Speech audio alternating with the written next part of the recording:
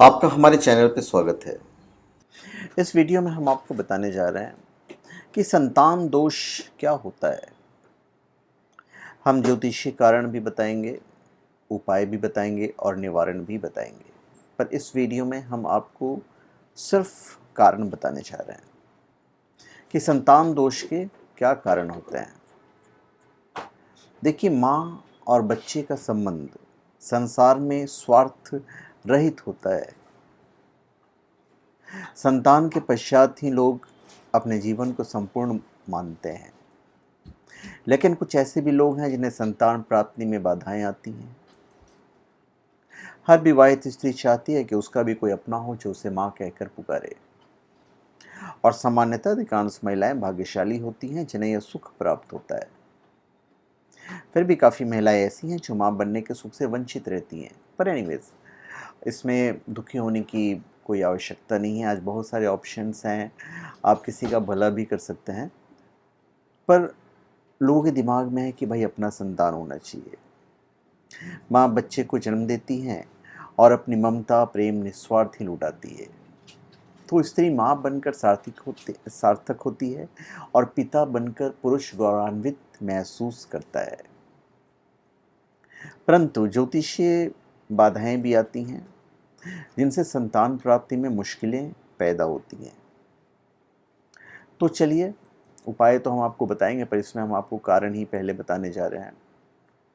ज्योतिष गणना कुंडली के अनुसार जब पंचम भाव का स्वामी सप्तम भाव में हो और ग्रह क्रूर भाव से ग्रस्त हो तो ऐसी स्त्री को माँ बनने में प्रॉब्लम आती है, माँ नहीं बन पाती है। दूसरी स्थिति में पंचम भाव में यदि बुध से पीड़ित हो या स्त्री का भाव सप्तम भाव में हो या शत्रु राशि नीच या बुध हो, तब स्त्री जो है संतान उत्पन्न नहीं कर सकती है। और एक अन्य गणना के अनुसार कुंडली में पंचम भाव में राहु हो और उस पर शनि की दृष्टि हो, तो इसी तरह सप्तम भाव में मंगल और केतु की नज़र हो, शुक्र अष्टमेश में हो, ऐसी स्थिति में संतान पैदा करने में समस्याएं होती हैं। तो पंचम भाव का स्वामी सप्तम में तथा सप्तमेश सभी क्रूर ग्रह से युक्त हो तो भी स्त्री को प्रॉब्लम होता है मां बनने में। पंचम भाव यदि बुध से पीड़ित हो या स्त्री का सप्तम भाव में शत्रु राशि या नीच का बुध हो तो भी प्रॉब्लम होता है। सप्तम भाव में सूर्य नीच का हो अथवा शनि नीच का हो तो संतानोत्पत्ति में समस्याएं आती हैं। तो ये सारे प्रॉब्लम्स हैं जिसकी वजह से संतान उत्पत्ति में स्त्रियों को प्रॉब्लम होता है। अब हम उपाय भी मैं आपको बता ही देता हूँ, क्योंकि दूसरे वीडियो का आपको इंतज़ार नहीं करना पड़ेगा। मैं आपको बता देता हूँ कि उपाय क्या क्या हैं। पहला उपाय जो मैं आपको बताने जा रहा हूँ, संतान न होने पर दंपत्ति मंदिर दरगाह में मन्नतें मांगने जाते हैं। श्रद्धा के साथ काम सार्थक होते हैं और राहें भी निकलती हैं। तो इतना करने के बाद यदि आप कोई ज्योतिष उपाय करते हैं तो फिर फ़ायदा आपको जल्दी मिलता है। किसी कन्या के ग्रह इस प्रकार के हों तो उसे संतान गोपाल मंत्र के 1.25 लाख जप शुभ मुहूर्त पर आरंभ करना चाहिए।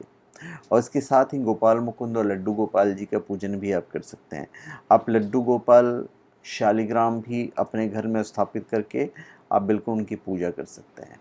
उनको माखन मिश्री का भोग लगाकर गणपति का पूजन शुद्ध घी का दीपक जलाकर करें तो आपको बेनिफिट होगा।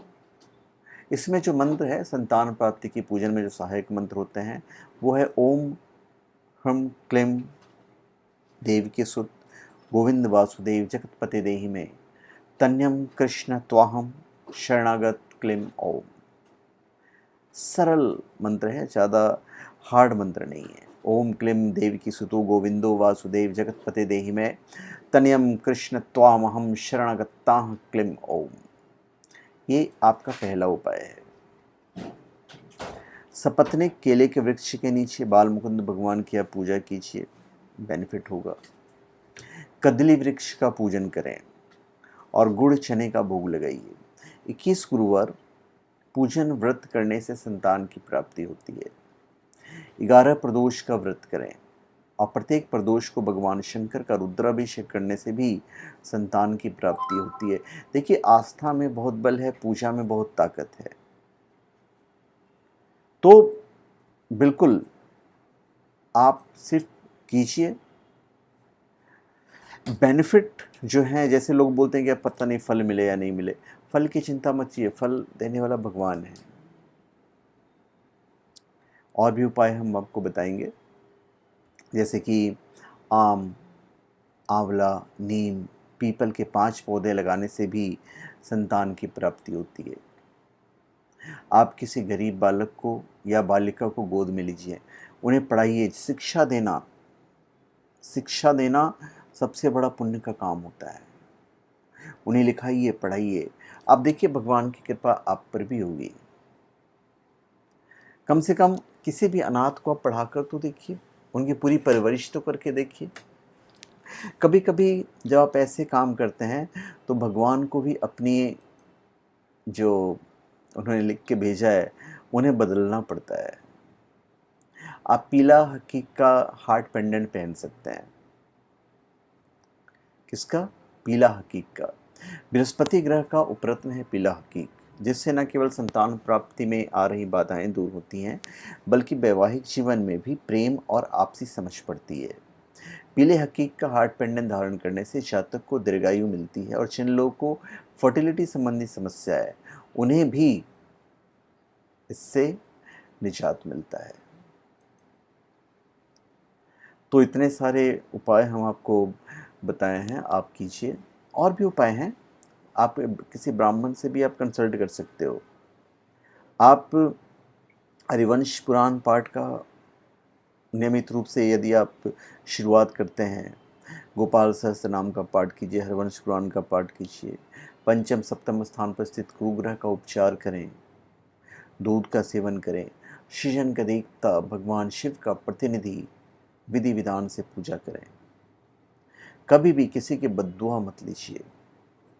पूरा धार्मिक प्रवृत्ति आपको अपनाने हैं। कभी किसी का बुरा मत सोचिए, भगवान आपको देंगे ही देंगे। गरीब और असहाय लोग की मदद कीजिए। आप जहाँ भी अनाथ बच्चे रहते हैं, अनाथ आश्रम है, वहाँ आप बच्चों के लिए कुछ कीजिए, गुप्त दान दीजिए, बेनिफिट ही होगा। देखिए काला कुत्ता जो होता है भैरव का रूप होता है। कुत्ते को धर्म ग्रंथ के अलावा ज्योतिष शास्त्र में एक महत्वपूर्ण पशु के रूप में बताया गया है। काला कुत्ता जहाँ होता है वहाँ नकारात्मक ऊर्जा नहीं ठहरती है।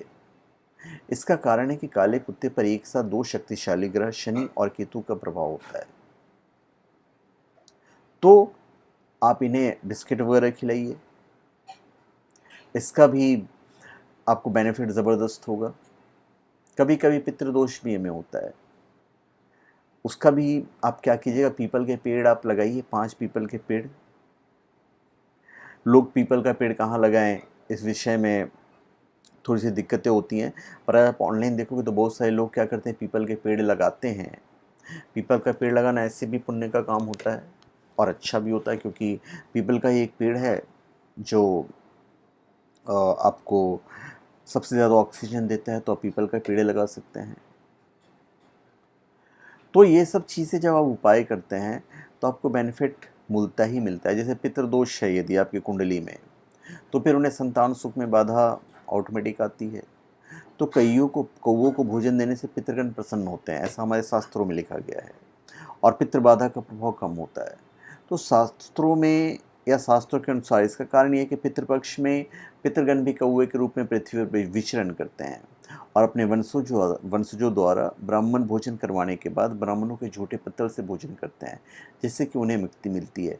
तो हो सकता है ये भी कारण हो, तो आप ये उपाय भी करके देख सकते हैं। और सिंपल उपाय है, आप उस चीज़ के लिए मत कीजिए, संतान प्राप्ति के लिए ना कीजिए, आप ऐसे भी करके देखिए, इसका बेनिफिट आपको मिलेगा ही मिलेगा। तो धन्यवाद, आप सबका हमारे चैनल पर स्वागत है। आप हमारे चैनल पर सब्सक्राइब करें और अपने कमेंट दीजिए। धन्यवाद।